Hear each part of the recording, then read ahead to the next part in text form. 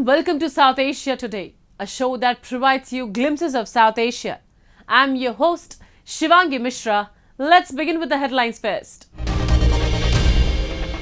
54th World Economic Forum held at Davos, Switzerland. Traders Association in POK oppose income tax survey, call it an administrative tool to silence protests. And people in Nepal's Taruka village celebrate annual bullfighting with enthusiasm and tradition. Let's begin the show. Recently, the 54th World Economic Forum was held in Davos, Switzerland. Global leaders, industry experts, and visionaries gathered to discuss some of the most pressing challenges and opportunities facing the world. The theme of this year's summit was Rebuilding Trust. Take a look.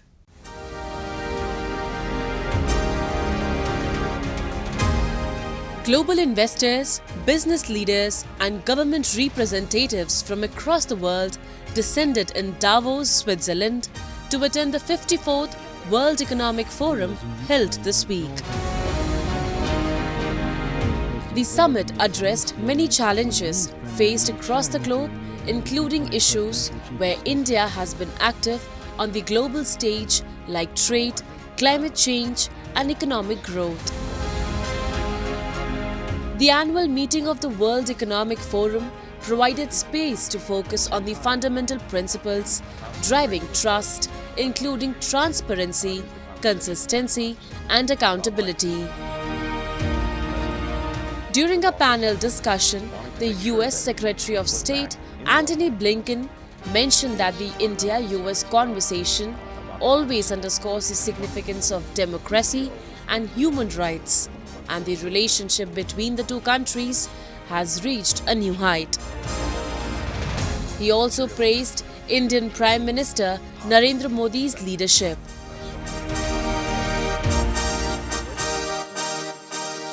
We see an extraordinary success story, and we see the remarkable achievements that Prime Minister Modi has achieved, moved forward under his watch that have materially benefited and materially positively affected so many Indian lives. We also see a relationship between our countries that is in a new place, at a new level. And that's been, I think, the very deliberate effort of both Prime Minister and President Biden, who believes in this deeply. At the same time, a constant, regular part of our conversation is the conversation about democracy, about rights. In the latest Global Competitiveness Report, India has slipped to the 40th position. The report reveals that India's score has improved across most pillars of competitiveness. India's economic activity has sustained its strong momentum with both urban and rural demand supporting growth. The strong thrust by the government on capital expenditure, coupled with signs of a pickup in private investment and healthy aggregate demand conditions that are expected to lift a real GDP growth. According to the National Statistics Office's initial advance estimates, India's economy is expected to grow by 7.3% in the current fiscal year 2023-2024. Focus is on that and why it was not happening. This makes it the major economy with the fastest rate of growth. The Governor of the Reserve Bank of India, Shaktikant Das, noted during the summit that there is an all-time high confidence in India world over. I said that current year, that is for the current financial year, RBI's growth projection was 7%. The NSO, National Statistics Office, has said 7.3%. So in fact, when we said 7% for current year, there are a lot of opinion, lot of views outside that RBI was over-projecting.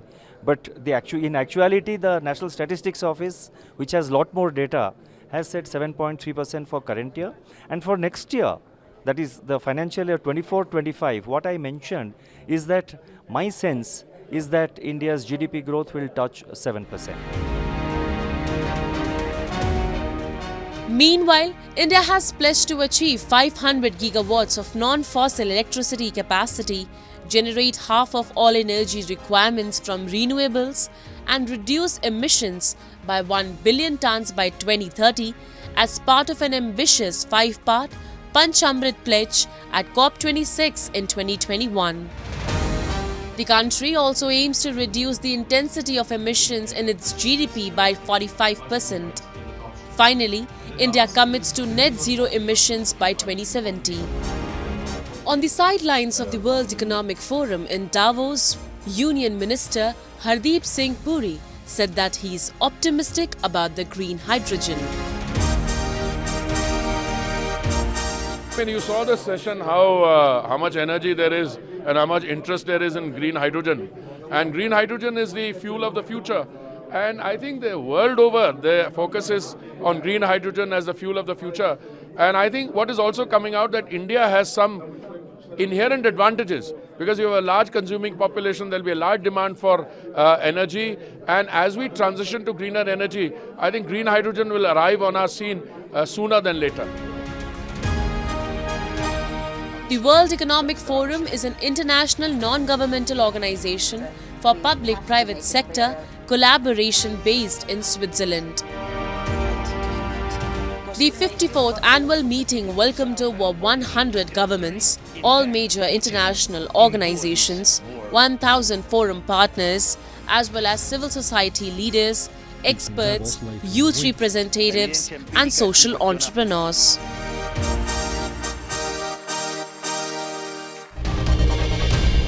Skill development is the key component for an overall growth of the youth.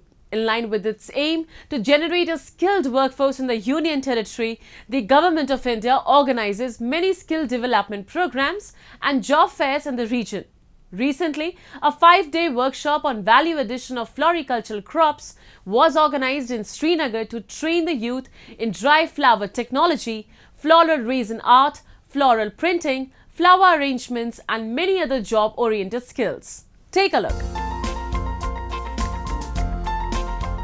A 5-day workshop on value addition of floriculture crops was conducted at Council of Scientific and Industrial Research Institute in Srinagar.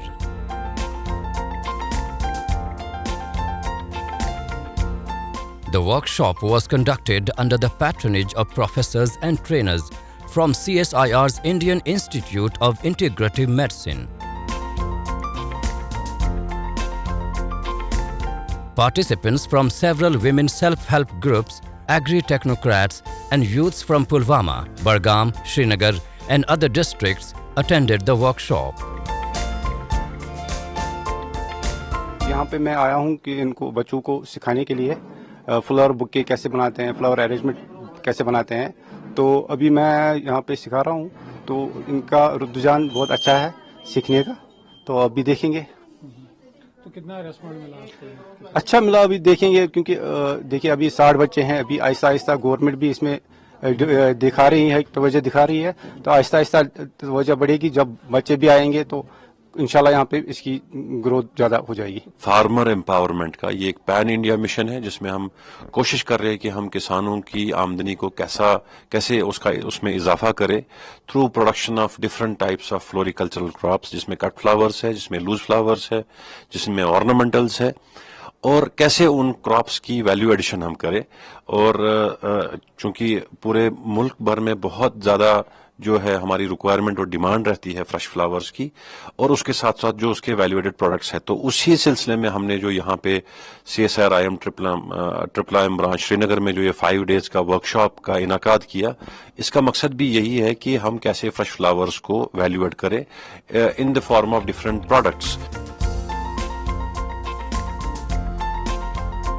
The experienced trainers provided a gamut of skills in various facets of value addition technologies for floricultural crops like dry flower technology, floral resin art, floral printing and flower arrangements.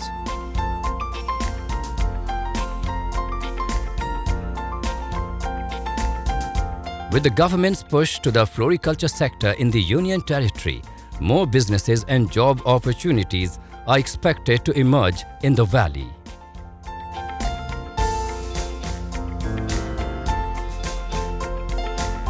काफ़ी exposure मिला हमें यहाँ पे, हमें floriculture का मतलब जो हमारे क्रॉप्स है उनका वैल्यू एडिशन जो कि बहुत इंपॉर्टेंट है, क्योंकि जो हमारे क्रॉप्स हैं यहाँ पे फ्लोरिकल्चर के, इनका इतना शेल्फ लाइफ नहीं होता है। तो जब हम इसमें वैल्यू ऐड करते हैं तो ये ब्यूटिफिकेशन के साथ साथ ये बहुत टाइम तक रहते हैं। तो ये काफ़ी अच्छी चीज़ हमने सीखी यहाँ पे, काफ़ी एक्सपोजर मिला हमें यहाँ पे। माशाल्लाह बहुत ही अच्छा एक्सपीरियंस रहा, बहुत सी नई चीज़ें हमें सीखने को मिली जो कि हम कॉमन पीपल को अभी तक पता नहीं होती है, पता नहीं होगी। तो बहुत ही ज़्यादा अच्छा एक्सपीरियंस रहा। The government organizes many such skill development programs and job fairs across the Union Territory of Jammu and Kashmir.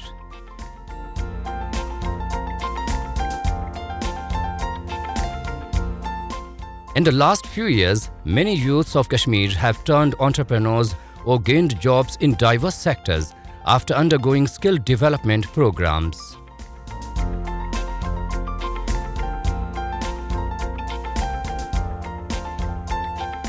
The government organizations too are putting concerted efforts in equipping the youth with the latest skills in various fields to make the youth of Kashmir self-reliant and job-ready.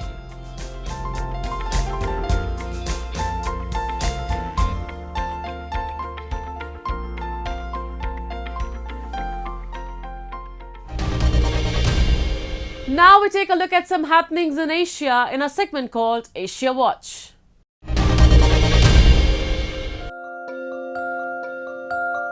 Brunei celebrated the wedding of Prince Abdul Mateen, son of world's longest reigning monarch Sultan Hassan Al Bolkiah, in a lavish 10-day-long royal wedding ceremony in the oil-rich Sultanate. The prince and his bride Anisha Rozna Iza Kalabik, the granddaughter of one of his father's key advisors, attended one of the many royal ceremonies before taking part in a parade through the streets of Brunei's capital, Bandar Seri Begawan. The couple's Islamic solemnization ceremony took place last week. Leaders from neighboring countries were seen in attendance on Sunday's royal wedding ceremony. The wedding celebrations began on January 7. Prince Mateen has gained his fame in recent years, accompanying his father on diplomatic engagements, including the coronation of King Charles and the funeral of Queen Elizabeth in 2022.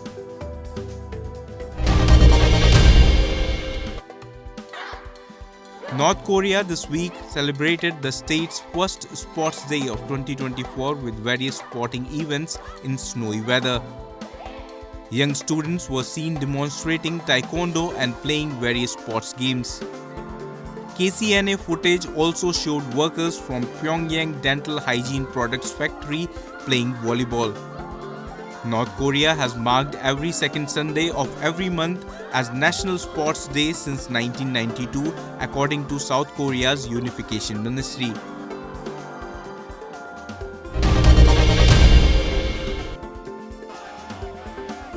Protesters gathered outside the British Embassy in Tehran to condemn US and British strikes on Yemen.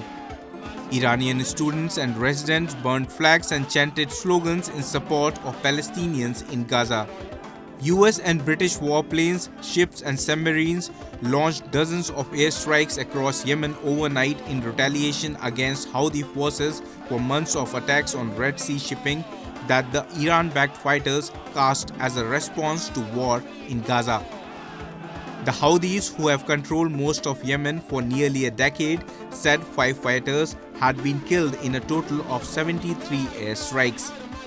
They vowed to retaliate and continue their attacks on shipping, which they say are intended to support Palestinians against Israel. Iran-backed groups have increased attacks on US targets in several countries since Hamas militants attacked Israel on October 7, killing 1,200 people and precipitating the war in Gaza, which has so far killed more than 23,000.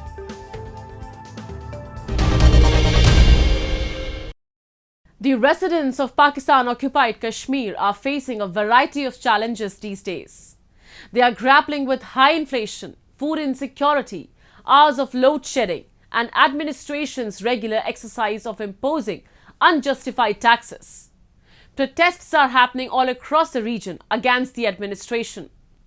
Pakistan's stooge administration, in response, is employing every tool to silence these widespread protests. Recently, the president of Traders Association in Muzaffarabad revealed that the administration has launched an income tax survey to discourage traders from participating in protests. We have a report.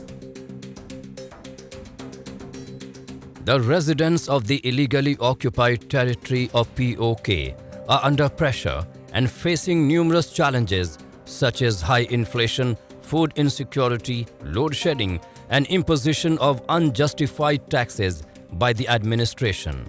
Although the general public, along with traders and other activists, are launching regular protests in the region, the administration comes up with a new tool to subvert and silence the protesting voices. In a recent turn of events, when widespread protests led by traders and other stakeholders are blazing across the region, the administration has initiated an income tax survey on traders to muscle them away from protests. मैं वज़ीर-ए-आज़म साहब को मुखातब करते हुए कहूँगा कि ये जो मामला आपने सर्वे का स्टार्ट किया, ये 76 सालों में इससे पहले नहीं हुआ। आपको आज ही ये बात याद आ गई जिस वक्त तहरीक में ख़ास तौर पे मैं ट्रेडर्स की बात करूँगा कि ताजरान का एक बहुत बड़ा किरदार है उसके अंदर। तो जब आपने देखा कि ताजरान इकट्ठे हैं पूरे आज़ाद कश्मीर के ताजरान में बिजली मिलों का बाइकाट किया हुआ और ये जोग दर जोग बाहर निकलते अपने हकूक़ की खातर, तो आपने अचानक ये सर्वे स्टार्ट कर दिया। आप ये तासर दे रहे हैं, ताजरों को डरा धमकाया जा रहा है कि जनाब अगर देखें आप ये तहरीक के अंदर रहेंगे तो आप पे टैक्स लगेगा। हमने टैक्स देने से इनकार नहीं किया, हमने आपके तरीक़ाकार से इनकार किया। The mountainous region of Pak-occupied Kashmir faces intense cold during the winter. In the chilly weather, people deal with limited sources and numerous challenges in their day-to-day work lives. POK is facing an unprecedented power crisis in present times. Despite 18-20 hours of load shedding, the local residents are burdened with heavy electricity bills. Load shedding का मामला है तो इन दिनों तो बेतहाशा जो है वो लोड शेडिंग स्टार्ट होगी। जब मालूमात ली गई, क्योंकि इससे पहले 6 घंटे की शेड्यूल लोड शेडिंग पूरे आज़ाद कश्मीर में हो रही थी, अब जब पता किया तो ये फोर्स लोड शेडिंग स्टार्ट हो गई है। तो हमारा ये कहना है कि ये भी हमारे ऊपर आप एक टेक्निकली एक दबाव डाल रहे हैं कि पाकिस्तान के अंदर तो किसी जगह लोड शेडिंग नहीं है। क्या आपको ये सारी मुजफ्फराबाद, बिलखुसूस में मुजफ्फराबाद की बात करूँगा, कश्मीर की बात करूँगा, क्योंकि इसको भी मैं जोड़ूँगा अपनी तहरीक के साथ कि हमारी तहरीक पूरे कश्मीर में ज़ोरों शोर से जारी है। The Traders Association and other activists have called for a boycott of electricity bill payments until their grievances are addressed. Earlier in the month of September, civil society activists were seen throwing thousands of electricity bills into Jhelum River, registering their resentment against the administration. The protests have been raging across the illegally occupied territory for over 5 months, but neither the POK administration nor their masters in Islamabad have resolved any of the issues. Moving on to Nepal's Taruka village, where locals came together to celebrate their cultural heritage through the age-old tradition of annual bullfighting or Goru Judai. This annual festival brings a sense of community spirit and showcases the rich tapestry of Nepalese traditions. During the festival, spectators gathered to witness the skilled handlers and the powerful bulls engage in a display of strength and agility. The annual bullfighting festival in Nepal's Taruka village is a long-standing tradition that takes place on the first day of Magh, the 10th month of the lunar calendar. The festival is also known as Goru Judai or bullfighting and dates back to the 19th century. The festival accompanied by music and dance and is a way for villagers to greet and entertain the king. Turn by turn, the humpy bulls enter an arena controlled by experienced cattle rearers and fight for as long as 45 minutes to prove their strength. Surrounded by hundreds of revelers who shout and cheer in support, some of the bulls run off from the arena, while those standing till the end of the allocated time of 45 minutes are declared winners upon proving their strength.